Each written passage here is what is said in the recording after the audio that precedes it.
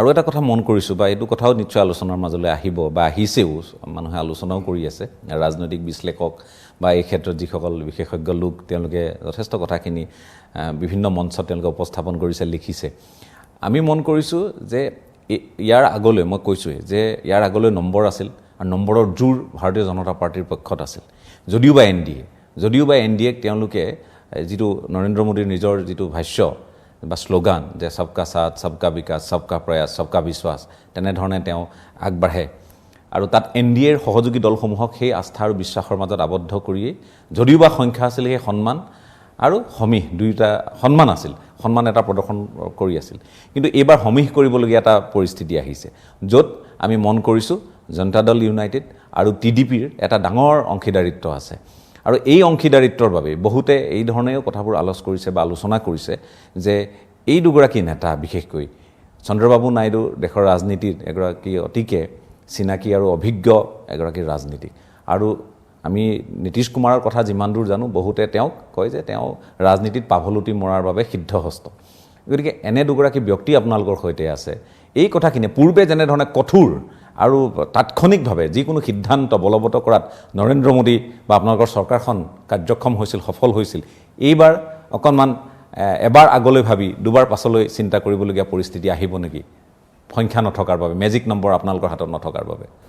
নাই, একো অসুবিধা নহয় মই ভাবোঁ যে, কাৰণ তেখেতসকলো যথেষ্টখিনি অভিজ্ঞপুষ্ট দুইগৰাকী ৰাষ্ট্ৰীয় পৰ্যায়ৰ নেতা, আগশাৰী নেতা।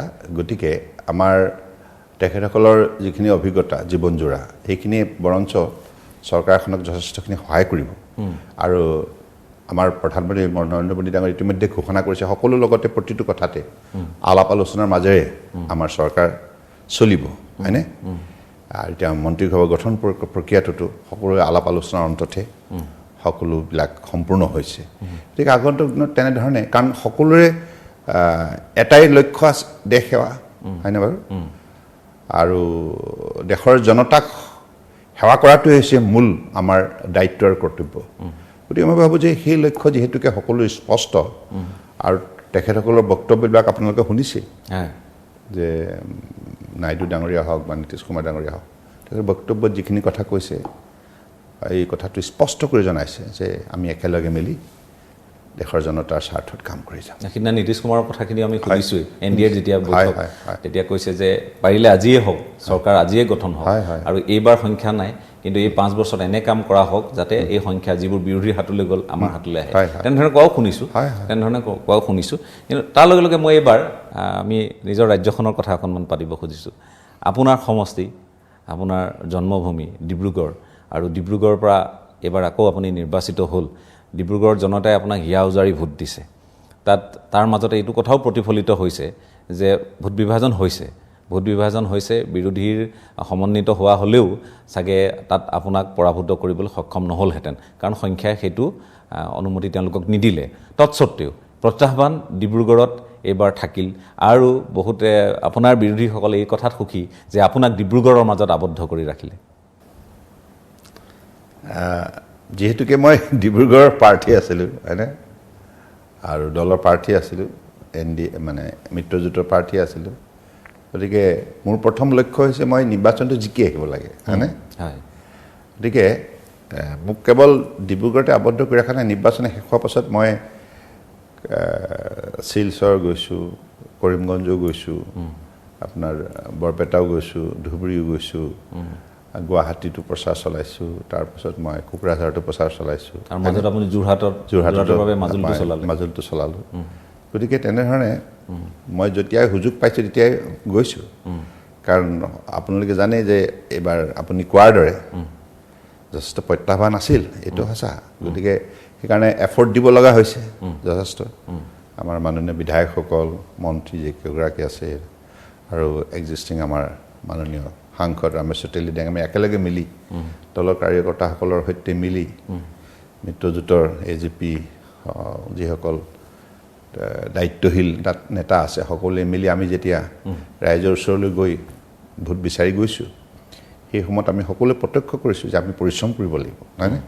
সেইকাৰণে সময় অধিক দিয়া হ'ল সমষ্টিটোত, সেইটো এটা কাৰণ।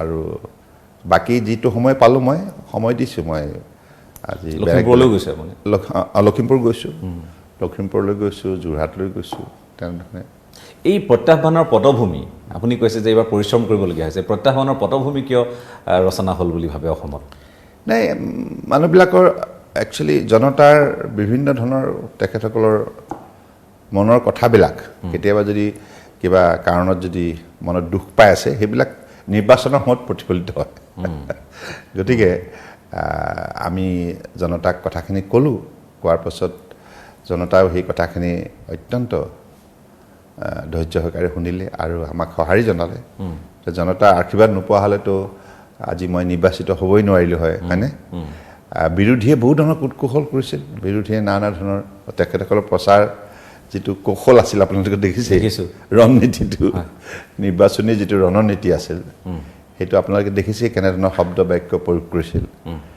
ব্যক্তিগত পৰ্যায়লৈকেও গৈছিল কিন্তু মই তেনেধৰণে যোৱা নাছিল মই ভাবোঁ যে নিৰ্বাচনৰ যোগেদিও আমি এটা বাৰ্তা দিব পাৰোঁ উঠি অহা প্ৰজন্মক যে নিৰ্বাচন মানে কেৱল এজনে আন এজনক আক্ৰমণ প্ৰত্যাক্ৰমণেই নহয় ইয়াতো শালীনতাবোধ আমি ৰাখিব লাগে পাৰোঁ হয়নে এই বাৰ্তাটো বৰ দৰকাৰ নহ'লে ৰাজনীতিত উঠি অহা জেনেৰেশ্যনটো যদি ভৱিষ্যতলৈ ৰাজনীতি পথাৰলৈ আহিব লগা হয় তেখেতসকলে কাক ফ'ল' কৰিব হয়নে কি কেনেধৰণে আচৰণ কৰিব এই কথাখিনিও অত্যন্ত দৰকাৰী গতিকে যাই কি নহওক ডিব্ৰুগড় জনতাৰ প্ৰতি মোৰ কোটি কোটি প্ৰণাম অসমৰ ৰাইজৰ প্ৰতি কোটি কোটি প্ৰণাম কাৰণ তেখেতসকলে বহুত মৰম দিছে আৰু মই নাজানো তেখেতসকলে যিমান মৰম দিছে যিমান সঁহাৰি জনাইছে ইয়াৰ প্ৰত্যুত্তৰ মই কেনেকৈ দিব লাগিব কিন্তু যি দায়িত্বতে আছোঁ সেই দায়িত্বটো নিষ্ঠাৰে পালন কৰিবৰ বাবে মই চেষ্টা কৰি যাম সাংসদ হিচাপেও আপোনাৰ নিশ্চয় দায়িত্ব থাকিব মন্ত্ৰী হিচাপেতো থাকিবই চৰকাৰৰ প্ৰতি আপুনি দায়বদ্ধ হয় মোৰ সাংসদ হিচাপে ডিব্ৰুগড় লোকসভা তিনিচুকীয়া ডিব্ৰুগড় দহোটা বিধানসভা সমষ্টিত বসবাস কৰা বিভিন্ন জাতি জনগোষ্ঠী ভাগাভাগী ধৰ্মাৱলম্বী লোকৰ প্ৰতি দায়বদ্ধতাৰে দায়িত্ব সহকাৰে কাম কৰিব লাগিব